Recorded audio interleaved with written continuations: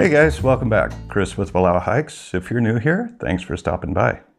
So the snow is melting, permits are dropping, and all your backpacking gear has been sitting in a dark corner of the garage for the last 6 months.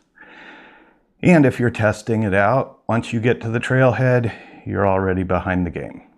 So today we're doing a pre-season gear shakeout, so you don't end up being a gear casualty on mile 5. Let's get into it. First up, your shelter. Don't just count the stakes, actually set it up. Check the seam tape. Is it flaking off or brittle? If so, you're going to want to reseal those before the spring rains hit. And give it a sniff test. If it was packed damp last fall, it needs sun and fresh air now, not when you're going to try to sleep in it. Next, the sleep system. With your sleeping pad, inflate it all the way and put it somewhere in a corner and let it sit for at least 4 hours. Putting some weight on it to simulate your sleep will help to identify those leaks that might exist. After 4 hours, go check it out. If it's even slightly deflated, you've probably got a pinhole leak. Now, if you want to be absolutely certain, leave it overnight. A 10% loss of air over 4 hours is kind of hard to see. But over 8 hours, it can be the difference between a restful night's sleep and ending up on the cold, hard ground. And a quick tip on physics. So if the temperature drops about 20 degrees Fahrenheit while you're out there, you might notice that your pad feels a little soft. Now that's usually not indicating a leak. Cold air is denser, so it takes up less space. So as the temperature drops, your pad is going to lose a little bit of that inflation. But if it's flat to the ground, well, you definitely had a leak.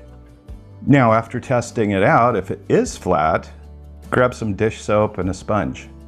Wipe the inflated pad with soapy water. If you notice any tiny bubbles, that's your culprit. Note the area, dry it off and mark it. I personally use a permanent marker.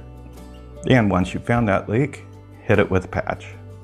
10 minutes of work now is going to save you a miserable night or two on the trail.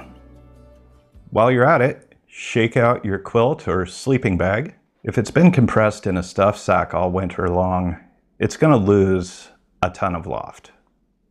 And loft is what keeps you warm. You can give it a no heat tumble in the dryer with some tennis balls to wake up all of that down. And if you did keep it in a compression sack all winter, let this be a lesson for next season. Stop storing your bags in compression sacks. It crushes the feathers and ruins the insulation over time. So store them in a loose cotton bag, even an oversized pillowcase, or hang them up. It's going to make your gear last a lot longer over time. Also, check the stuff that fails silently. Water filters especially need to be checked before you take them out on the trail. If you didn't deep clean it at the end of last season, it's very likely that the minerals in there have become rock hard. Flush your filter with warm water, possibly a capful of bleach. If the flow rate is still slow, try soaking it overnight in a mixture of vinegar and water.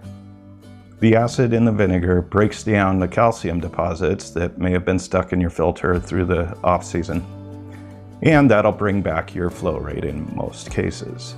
Give it a vigorous back flush, and again, you can try a capful of bleach to sanitize it, but if it's still painfully slow after that soak, it's probably time to get a new one. Aside from water filters, electronics are the most common fail point. So charge everything today, especially your headlamps and your power banks. Lithium batteries lose capacity if they've been stored in the cold empty for a long time. And while those are charging, plug in your GPS.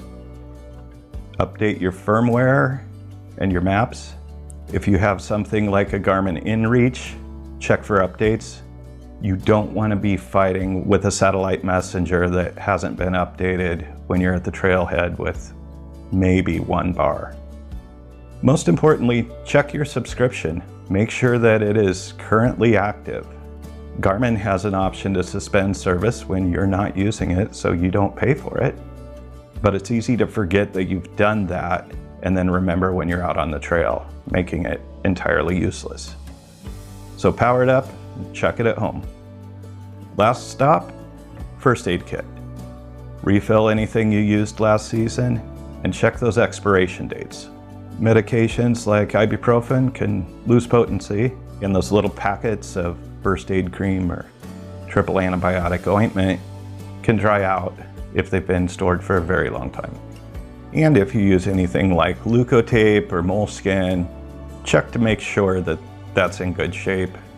Some of those things can also become dry and brittle over time. And finally, remember the hike you're on hike trap. Don't let that spring gear hype make you go out and buy something to replace something that's been working perfectly fine for you. If your setup worked well for you last year, respect that gear and keep moving. Preparation is not about getting new gear. It's making sure that the gear you have actually works. Do the work now, and the miles are going to be a lot more enjoyable when you're out there. Now, if this was helpful to you, consider subscribing to the channel. And I'm curious, if you've been backpacking and you found yourself out in the woods, notice that something wasn't working because you didn't check it before you went, leave it in the comment below. It's super helpful for the new people. And if you are new here, thank you so much for stopping by. I hope this was helpful. As always, I'm Chris with Wallowa Hikes, and I'll see you guys on the next video.